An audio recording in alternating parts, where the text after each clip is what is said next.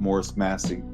He said, based on the decade in which you are turning somewhere between the ages of 10 and 20, that the events that are happening around you, to the extent that you're exposed to them, would shape many of your values, which he said would stay with you for the rest of your life.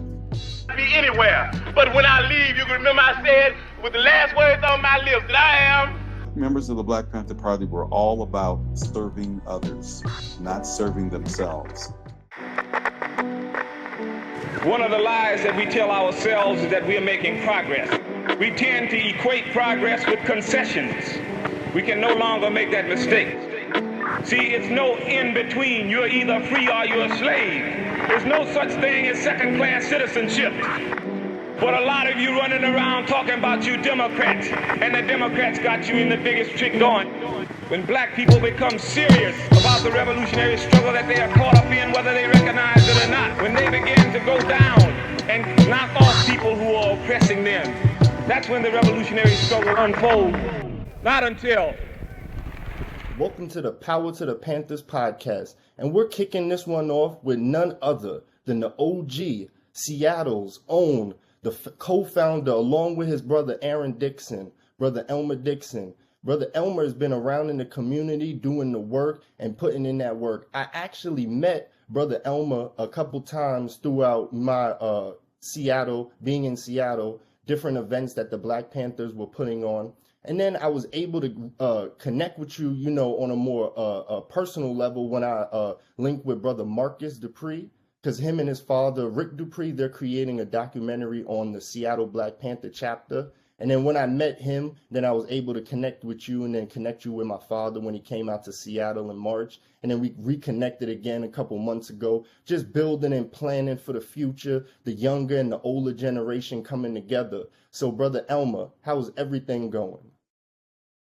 You know, it's another day in the life in Babylon. Yes.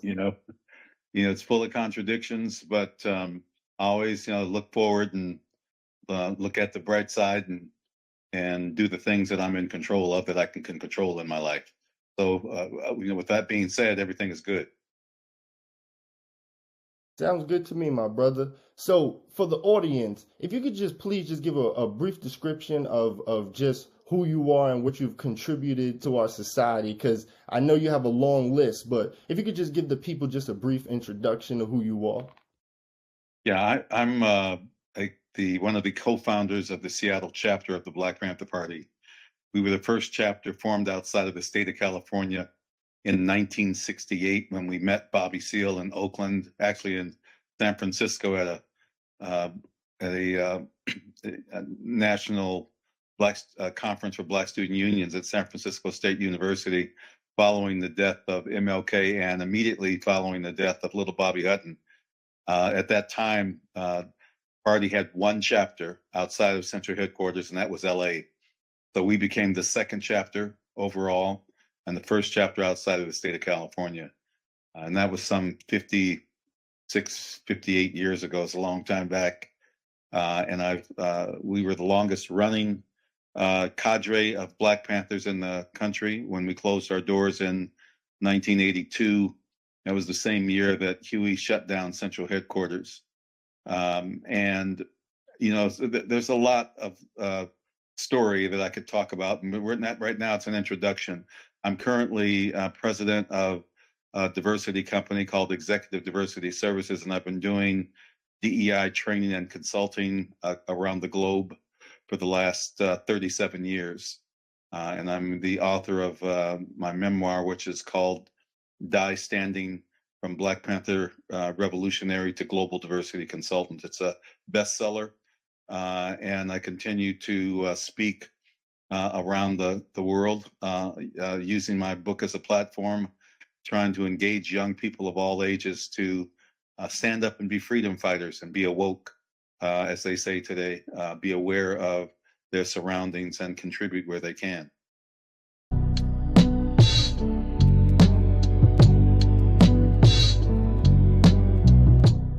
How was the Seattle chapter founded alongside you and your brother?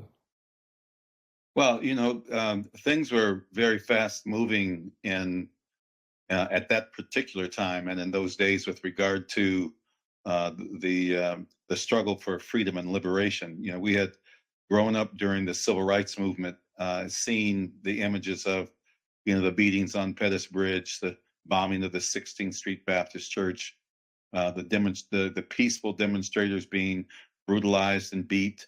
You know, we saw that, and that was a backdrop to our upbringing.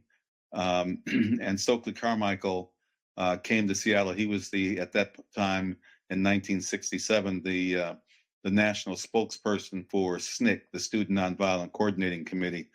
Stokely is credited with being the first one to bring the phrase Black Power into existence when he was working with King in the South. He said, "What we need is Black Power," and that was kind of the dawn of a shift in the movement to the Black Power movement as it became known.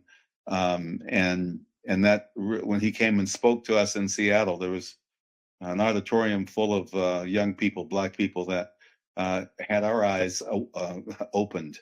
And so it was because of the works of Malcolm X, the eye opening that Stokely gave us, that we became aware and wanted to know more and learn more. And so when we traveled to San Francisco State University to attend the West Coast Conference of Black Student Unions, we had no idea what we were going to see. We didn't know little Bobby Hutton had been murdered. We knew that I was in actually juvenile, arrested for a sit-in that we staged. Actually, it was a school takeover that we had staged at a local high school to help them get up BSU Franklin High School. And so things were happening very quickly, and the movement was progressing very fast.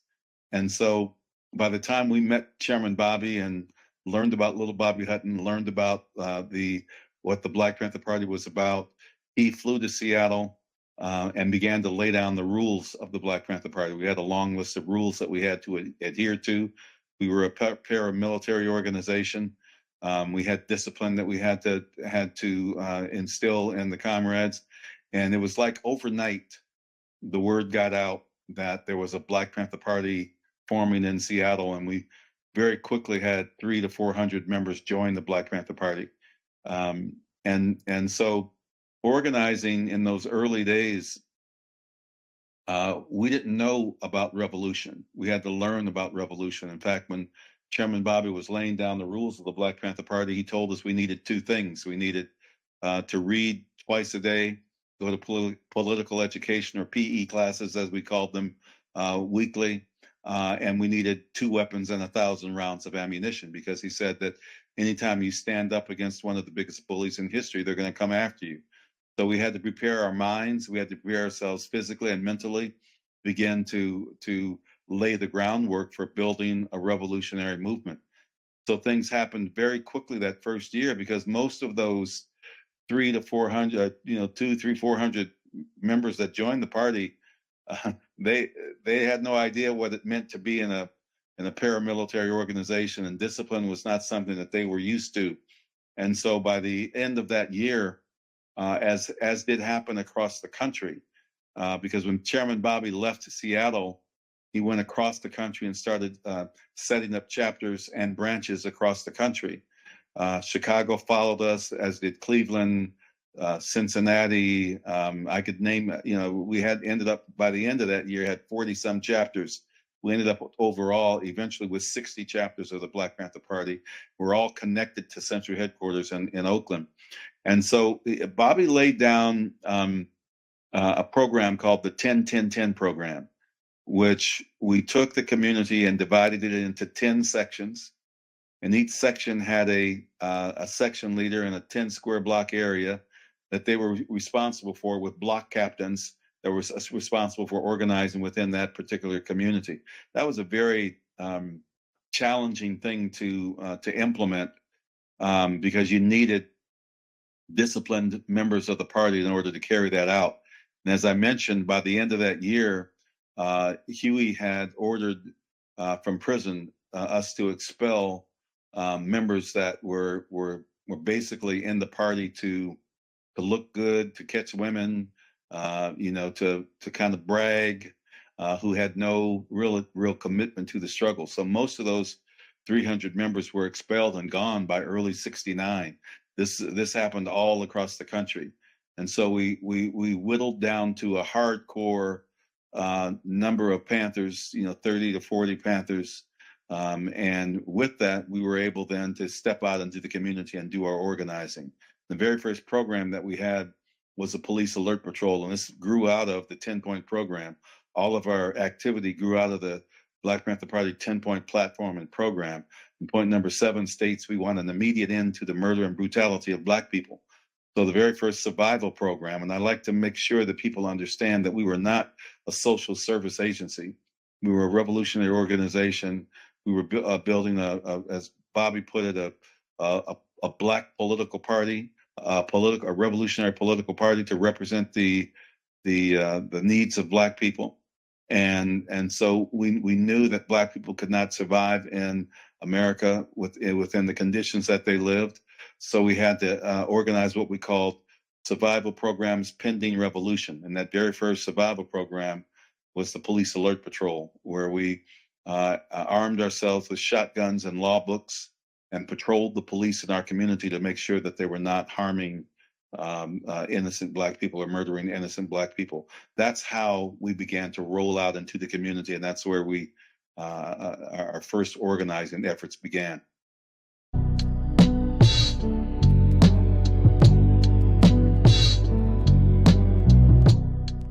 What was the political agenda of the Black Panther Party? Well, one of the things that our struggle used as a premise was the Declaration of Independence that states when a government instituted by men no longer serves the interests of the people, that it is the right, and I'm not saying this verbatim, it is the right and duty of the people to abolish said government. And in establishing a political party, we knew that we had to build a movement that would allow the people to become aware and rise up and demand change in the system that was abusing them. And so it was about building a revolutionary movement where people demanded and went out and took control over their lives. Point number 1 of the 10-point program says we want power, we want freedom to determine the destiny of our Black community. So we wanted to control the destiny of our own communities, and so that we would be the ones that would decide how our community was going to be run, who was going to police our community, and how we were going to live as a people. That really is the basic premise of the Black Panther Party, is controlling the destiny of our own communities. And so we built coalitions with other like-minded revolutionaries, the Brown Beret, the Latino organization, the Young Lords, the Puerto Rican Brothers out of Chicago and New York, the Patriot Party, a group of white revolutionaries out of Chicago, the Peace and Freedom Party. We built these coalitions, the Red Guard, an Asian organization, the AIM, the American Indian Movement, because we knew it was important that if we were going to build a revolutionary movement, that it was a movement for all oppressed people, not just for Black people, but for all oppressed people. And so it was building a mass movement. And the way that we wanted to do that was by building a coalition. We called it the Rainbow Coalition. That term was coined by Fred Hampton, our murdered deputy chairman in Chicago, because he had the insight and the foresight to realize that we had to build this type of a movement. So it was we were fighting on all fronts. While we were organizing within the Black community, we were in coalition with other like-minded revolutionaries who were building the same kind of movement in their communities, controlling the interests in our community. That's really what it boils down to. When we think about revolutionary struggle, people are trying to control their own destiny. And the thing that the power structure in this country is that they want to control the destiny of the people so that they can exploit them. And we know what exploitation looks like from our experiences with slavery, with how it then extended into modern day society. And the people that are on the bottom always get the worst of it. We, along with Native Americans, have always gotten the worst of it. But people, didn't understand, the importance of this. And so we were trying to build a movement where people could speak up and speak their mind and take control of their lives.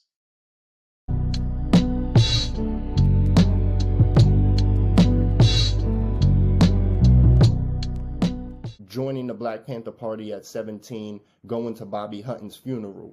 Prior to, you doing that and having that being a part of the pinnacle, how did your upbringing shape why you became a Black Panther?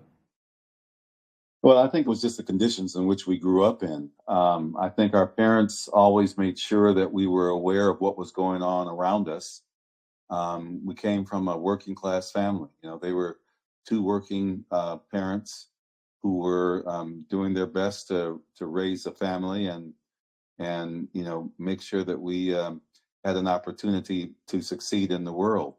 But I think that the important aspect of that, I think that sometimes is not overlooked, is overlooked, is that coming from a working class background, we understood what working class people went through because we lived it. We had times when our parents, they always made sure we had food on the table, but sometimes, we didn't have the meals that we would like, maybe beans and franks or whatever, but they always made sure that we were fed.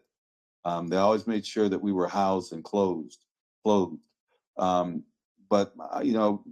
our parents also instilled a sense of pride, which was important, and a sense of if you want something, you have to go out and earn it. No one's going to give anything to you. I remember when my parents, when I started at junior high school, and my mom had gone out and had done school shopping, and she bought me a pair of. I'm not sure what she bought for my brothers, and certainly my sister. I don't know what she bought for her, but she bought me a pair of wingtips, and these were, I don't know if you know what wingtips are. These we used to call them brogans. And I told her I didn't like those shoes. I wanted some different shoes. And she said, you want a different pair of shoes? You go buy them yourself. And so that meant that I had to work. We, as a working class family, we didn't get allowance. The things that we did around the house, we had to clean the house weekly. We had to clean our rooms. Our beds had to be made. And that's part of being, that was part of being part of a family. So, we didn't expect pay for that, or if we did, we weren't going to get it because that was our contribution to the family, was to do our chores. So if I wanted money, I had to go out and earn it. So I got a paper route, kept it for a year, saved my money up and bought my own pair of shoes. And I got a job at the diner around the corner, cleaning the kitchen, scrubbing the grill, other things that she taught me to do. It was a white woman that owned that bar and grill. In fact, I think she was a gay white woman. I wouldn't have known it back then, but as I think back, I think Marty was probably gay, but she was a strong woman who had obviously gone through her own tough times to have her own restaurant. But she gave me the opportunity to work in there, and I did. And so a lot of my friends were envious because I'd sit down in the restaurant and order me a plate of French fries and a burger, and they wanted some, and I said, y'all get your own job. But so I think it's this sense of pride about learning to take control of your life. If you want things, you have to go out and earn them and get them. I bought a moped when I was 15, and I elevated that to a motorcycle when I was 16. By the time I was 17, I bought my dad's car. So that was one side of the impact of growing up in Madrona, a working class neighborhood. But the other side, of course, was the fact that they didn't shy away from showing us the truth out there. So we had family time where we watched TV together, and the news came on. We saw the beatings in the South. You know, my mother was raised in Chicago, but her parents were from Mississippi. And she had spent time in Mississippi as a little girl, a little black girl in Jackson, Mississippi in the 1930s. She was born in 25. She's 99 years old today. My father was born in Kentucky, and his parents migrated during the Great Migration to Chicago, as did my mother's parents. And so they were aware of, you know, how dangerous Mississippi was and the South was, and they wanted us to make sure that we, you know, saw these things, that we were not hidden from these things. Some parents try to protect their kids and not show them reality. Well, we saw reality. Now, I don't know how that, you know, ultimately that did have influence on me, but it didn't affect me at the time, because at the time I was just a kid being a kid. I got into the same things that other kids did. You know, we caused mischief. We didn't get in any serious trouble. You know, we hung out. You know, I never liked smoking cigarettes, but, you know, I hung out. I rode skateboards. We lived in a melting pot neighborhood with all kind of kids. I had kids that were black, brown, white, yellow, red, you know, the whole gamut, you know. And so I grew up in a multicultural environment. My parents had friends that were Scandinavian who would come over the house on Friday nights and dance loud Scandinavian dancing on the hardwood floors that my brothers and I had just polished to a bright shine while we were listening to The Tales of Hoffmann, which is an opera, or Madame Butterfly. We grew up listening to jazz, opera, R&B. And so we had, I think, the experience that my parents gave me, I don't know, unknowingly or not, was to have a well-rounded experience and to experience all kinds of people. They had friends who were Jewish, and we would go over their house and celebrate Passover. I had no idea what Passover was, other than that it was a holiday for the Jewish religion. I found out about it. Had my first matzo ball when I was 12 years old. So I learned to love people, as King said, and as my parents emphasized through their actions, to judge people by the content of their character, not the color of their skin. That was a very important part of our growing up, because the Black Panther Party did not have a separatist agenda. They didn't have an agenda that wanted Black people to be separated from everyone else. The Black Panther Party had a multicultural platform, a multiracial platform. While we were going to organize in our own community, as I mentioned earlier, we formed coalitions with other communities. And so we worked with these communities from of different colors, and helped them, or at least help them to see that they needed to organize in their community while we organized in ours. But we could work, on the same battlefront. And so that was a very important aspect of growing up, was learning to appreciate people from all cultural backgrounds. Ironically, that's what led me to become a DEI consultant after the party. So those were very important parts of growing up. I one of the things that I teach in my DEI sessions when I do work on generational differences, I quote a social psychologist by the name of Morris Massey, who put out all of his work is done in video form. He didn't write it in books. And the videos were he's very fast talking, explaining, generational differences. He's the one that coined the phrases boomers, Nexers, Gen Xers, veterans. He called them age cohorts. And what he said in his first video, which is titled, "You Are What You Were When," he said, based on the decade in which you are turning somewhere between the ages of 10 and 20, that the events that are happening around you, to the extent that you're exposed to them, would shape many of your values, which he said would stay with you for the rest of your life, unless you have a significant emotional experience. And so while these things are shaping us, we're not aware. The fact that I saw the aftermath of Bloody Sunday, the fact that I witnessed on TV what was happening in Detroit and Watts, the assassinations of Kennedy, of Medgar Evers, of the 3 civil rights workers. I often tell my audience as young people that I grew up in an era of assassinations. And you're not aware that of the impact those things are having on you until suddenly you are who you are. You are who you were when, based on what was happening in your life or around you in the environment that you grew up in. So these things ultimately do have impact. We're not aware of it while it's happening, but they ultimately do have impact. And that's what I think drove members of the Black Panther Party to join the Black Panther Party, because they wanted to make a difference. They didn't want to just go to school, get a job, and live fat off the land. The Black members of the Black Panther Party were all about serving others, not serving themselves. One of the things that is a big obstacle in our culture today, and has been an obstacle, is that people have learned in this democracy, this capitalist system, that they need to serve themselves first. And if they serve themselves first, then they can seek to serve others.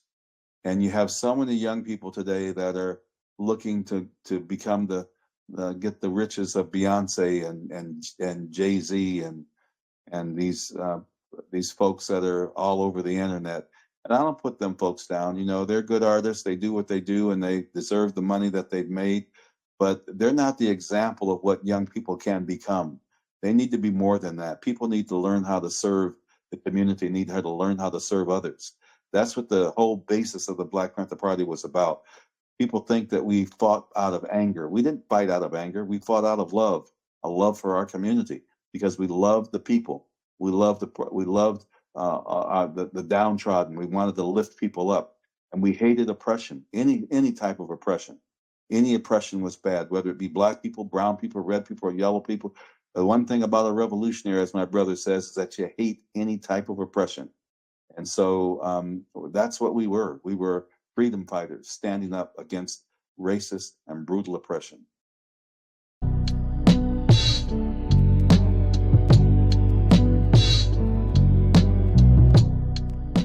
In regards to serving the people in this generation, what can the young people do to carry on the legacy of the Black Panther Party? Well, I think it's important that young people study the Black Panther Party and other revolutionary movements, because there's a lot that can be learned from both our successes and our failures. We were infiltrated heavily by the FBI early, which caused divide and conquer, which has always been the tactic of the oppressor. But I think learning to be principled, learning to stand by the principles by which which you espouse is critical. If there's one thing that the community knew about the Black Panther Party is that we could not be bought off, because we were principled. They knew that they could come to us and that we would reach out and help them, and that we weren't looking for anything in return. We weren't looking for some give back. This is why the community came to us, because they knew who we were. And so young people need to decide what you stand for, and then stand for it. And don't let someone detract you from it. That doesn't mean you can't continue to learn, because we had to read 2 books a week. We had to continue to learn and educate ourselves. And I think that young people need to educate themselves. They need to step outside of the box or the circle in which they're encircled. When I talk to young people, one of the books I ask them to read is Lies My Teachers Told Me. And they need to understand the truth. You see, the right wing in this country, who want to maintain the status quo, have come up with this phrase about being a woke, as if it's a bad thing. And if you look up a woke in the dictionary, it says being aware of your surroundings, being aware of who you are and aware of what's happening around you. And most young people today, they haven't reached out to make sure that they're aware of their surroundings, aware of their history, the history of the country in which they live, in order to at least get an idea of where it is and how they can contribute. So you have to educate yourself. It starts with that. It starts with self-education, learning about yourself, and about the conditions in which you live and the conditions within this country. If you're going to have any chance of building some sort of a revolutionary movement, you have to start with that foundation.